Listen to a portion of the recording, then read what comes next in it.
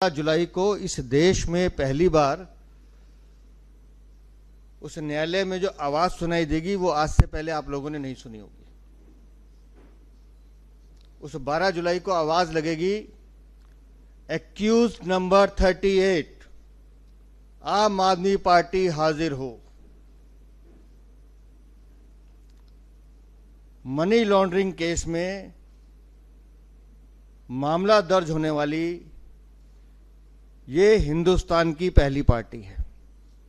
व्यक्तियों पे तो केस दर्ज होते रहे हैं, लेकिन पहली पॉलिटिकल पार्टी जो ये दावा करती है कि हमने सबसे कम समय में राष्ट्रीय पार्टी होने का दर्जा हासिल किया है, मैं उनको बधाई देता हूं कि आपने कम समय में मनी लॉन्ड्रिंग में भी पीएचडी की है। इसलिए आप पहली पॉलिटिकल पार्टी हैं जिन पर मुकदमा दर्ज हुआ है। ईडी की जो सप्लीमेंट्री चार्जशीट है, जिसमें 100 करोड़ का बार बार शराब नीति घोटाले में लेन देन का जिक्र आता है, 45 करोड़ का पैसा हवाला के जरिए कैसे कैसे दिया गया है उसमें सिलसिलेवार बताया गया है।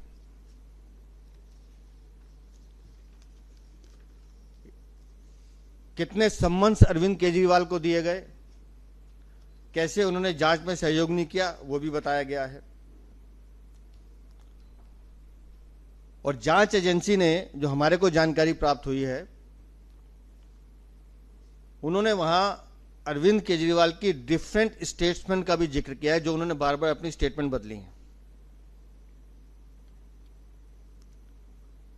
बकौल जांच एजेंसी जो वो दावा कर रही है कि अरविंद केजरीवाल का ये कहना कि विजय नायर मुझे नहीं, उसे मैंने अपॉइंट नहीं किया था, वो मुझे नहीं आतिशी मार लेना और सौरभ भारद्वाज को रिपोर्ट करता था।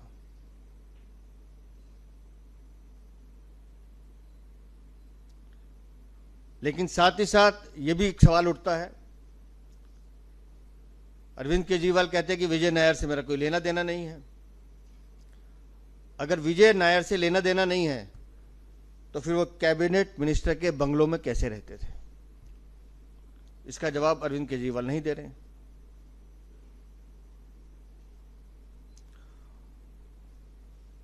और जब वो रहते कैबिनेट मिनिस्टर के बंगलों में हैं तो फिर वो दूसरे मिनिस्टर को क्यों रिपोर्ट कर रहे हैं?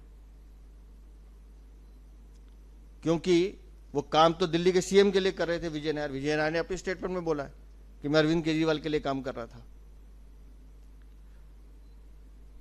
तो बार बार अरविंद केजरीवाल का बयान बदलना,